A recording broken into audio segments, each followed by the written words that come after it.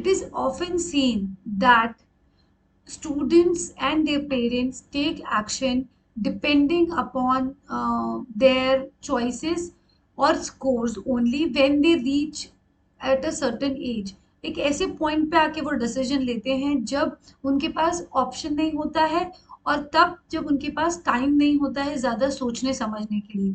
तो ज़्यादातर जो हम करियर डिसीजंस लेते हैं वो जल्दबाजी में होते हैं, या फिर बहुत ही इंस्टेंट में डिसीजन लेने की पोजीशन में होते हैं। So rather than that it is important to understand कि एक सिस्टमैटिक करियर गाइडेंस प्रोसेस कैसा होना चाहिए, सो दैट बच्चे पे एज ए स्टूडेंट पे कोई प्रेशर ना आए, ना कि उनके पेरेंट्स पे। क्योंकि ऑलरेडी अगर हम कुछ चीज प्लान करके लेंगे, अगर इन्फॉर्म डिसीजन लेंगे, so we will be able to understand it in a better way. So just to have a look on how can we take these process in a systematic way, here we go.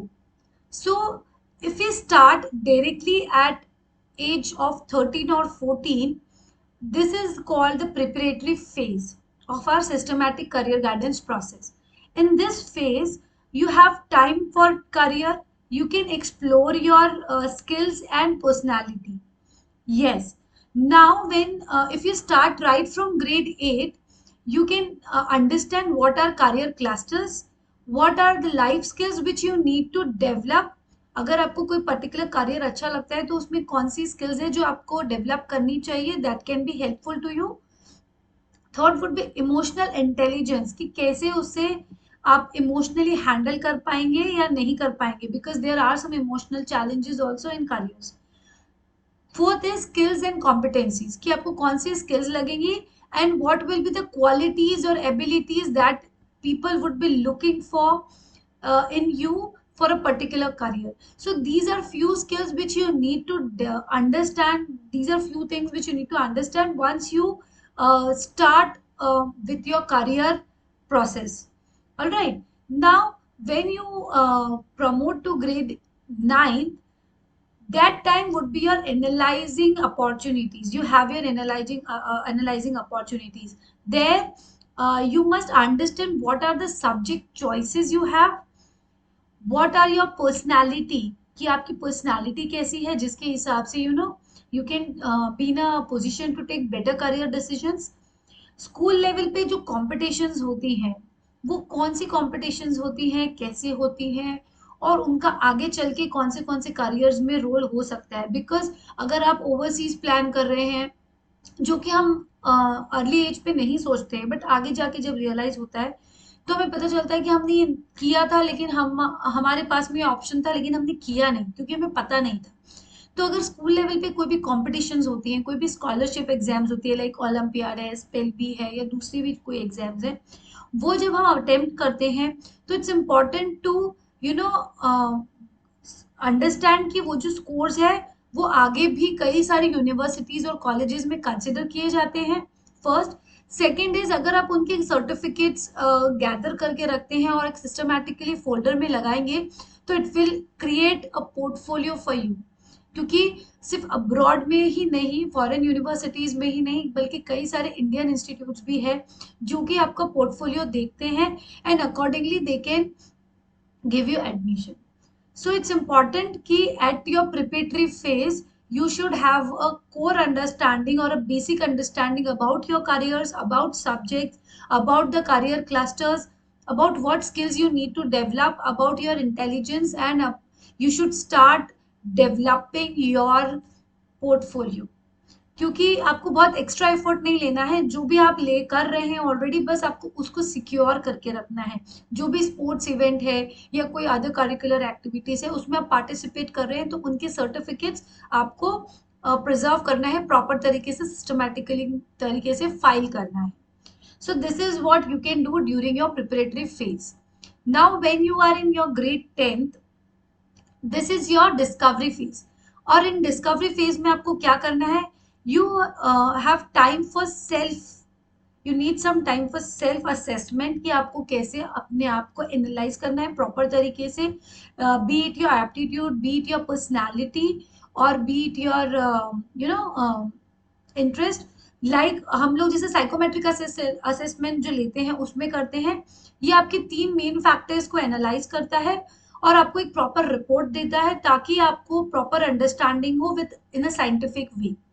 So it is important. Second is discover your career options, streams and subject. Explore them कि कैसे हैं, क्या है, कौन से streams में हमारे लिए कौन से टाइप के करियर्स अपॉर्चुनिटीज ओपन रहेंगे. तो ये सारी चीजें जब आप अपनी डिस्कवरी लेवल पे करेंगे तो it will help you. At this level you must understand what are your strengths, because जो आपकी स्ट्रेंथ होंगे वही आगे चल के आपको हेल्प करेंगे, और वो अगर आप और ज़्यादा डेवलप करेंगे तो it will give you more leverage in your career options. This can be done by psychometric assessment as we have already discussed. Subject and stream selection कैसे करना है. एंट्रेंस एग्जाम्स जो आने वाली हैं आगे, 10th तक कोई एंट्रेंस एग्जाम नहीं होती है, बट उसके बाद में जब आप कोई करियर चूज करने जाते हो कई सारे एंट्रेंस एग्जाम्स होती है जहाँ पे आपको तैयारी करनी होती है. वो कौन सी एंट्रेंस एग्जाम है उनकी बेसिक नॉलेज ले लें. Addressing needs of every students, क्योंकि हर स्टूडेंट एक अपना यूनिक है, उसके अंदर एक यूनिक क्वालिटी है. ट्राई टू अंडरस्टैंड कि आपकी वो यूनिक क्वालिटी क्या है आपके अंदर जो कि आपको आपके करियर में हेल्प कर सकती है. And you need to keep a record of all the things which you are looking forward, be it your dates, be it your exams, entrance exam या stream selection या college application process भी. All right. So once you are promoted to grade 11, that means when you are 16 years approximately, that time is your planning phase. क्योंकि हमने already हमें अब पता है कि हमें कौन सी स्ट्रीम में काम करना है, किस तरह से काम करना है, किस फील्ड में जाना है. तो ज़रूरी है कि इस समय जब आपके पास में प्लानिंग फेज में आप हो तो you have time for your entrance exam. So you should explore careers, colleges and scholarships की कौन सी स्कॉलरशिप्स अवेलेबल है, कौन से कॉलेजेस है जो मेरे इंटरेस्ट के करियर्स ऑफर कर रहे हैं. All right, that will add clarity to your process of career guidance. क्योंकि आप by this you will be able to shortlist entrance exam कि जिस भी कॉलेज में आपको जाना है उसमें जो भी पर्टिकुलर एंट्रेंस एग्जाम होती है उसकी तैयारी कैसे करनी है और उसको शॉर्टलिस्ट करना है, उसके एग्जाम के डेट्स, प्रिपरेशन जो भी है उसको कैसे फॉलो करना है पाथ को. इंडस्ट्री में अगर आपको पर्टिकुलरली कोई करियर में इंटरेस्ट है तो उस पर्टिकुलर इंडस्ट्री का जो भी एक्सपर्ट है उसके साथ बात कीजिए. अगर कोई एलुमनाई है आपका तो उससे कनेक्ट कीजिए, उनसे इंफॉर्मेशन गैदर करिए कि उस पर्टिकुलर करियर में किस तरह से आगे डेवलप किया जा सकता है, किस तरह से ग्रो किया जा सकता है, सिस्टमैटिकली प्लान किया जा सकता है. College shortlisting and financial planning, क्योंकि financial planning plays a very important role. क्योंकि कोई भी करियर आप चूज कर लिए हमें पैसे तो खर्चे करने ही हैं, लेकिन अगर वो अमाउंट जो हमारा सेव जो हार्ड कोर अर्न अमाउंट है हमारे पेरेंट्स का, अगर हम वो एक प्रॉपर करियर में लगाए जिसमें हमारा इंटरेस्ट भी हो, जिसमें हमें बहुत सारी अपॉर्चुनिटीज भी मिल रही हो और जिसमें हमारा पर्सनालिटी और एप्टीट्यूड भी फिट हो, अगर हम उस जगह पे इन्वेस्ट करेंगे तो it will give you better result and better returns and plus a better life too. So it's important to understand what is the financial prospect of that. और अगर आप कोई पर्टिकुलर लोकेशन पे ही कंस्ट्रेंट है, for example if you are a student of Maharashtra and you want to and if you want to study only in Maharashtra, then you need to understand and make a list of colleges that will offer the course which you are looking for. उनके process क्या है, उनका procedure क्या है, उनका entrance क्या है, सारी चीज़ें उसी में आ जाती हैं. So at your planning phase you need to consider these important points. Last is when you are in 12th and you are at execution phase. This is the time for entrance exam, board exams and everything. College applications होता है, entrance exams होता है, board exam होता है, तो ये सब कुछ साइमल्टेनियसली चल रहा होता है क्योंकि आपने ऑलरेडी प्लान किया हुआ है, डेट्स आपकी प्लान्ड है, तो it will give you a leverage and it will not pressurize you with so many things at a time. तो you can attend career fairs जो होते हैं वर्चुअल भी होते हैं, ऑफलाइन भी होते हैं. You can attend those fairs and take a brief understanding of what it is all about. College applications आप भरना शुरू कर सकते हैं. कोर्सेज एंड प्रोग्राम्स जो भी कॉलेज ऑफर कर रहे हैं उसमें क्या है, whether they include the things which you are looking for. कई बार हम लोग सिर्फ कॉलेज के नाम पे एडमिशन ले लेते हैं, and then once we enter it we realise कि this is not what we are looking for. So it's important that you look and understand कि जो आप चाहते हैं वो एक पर्टिकुलर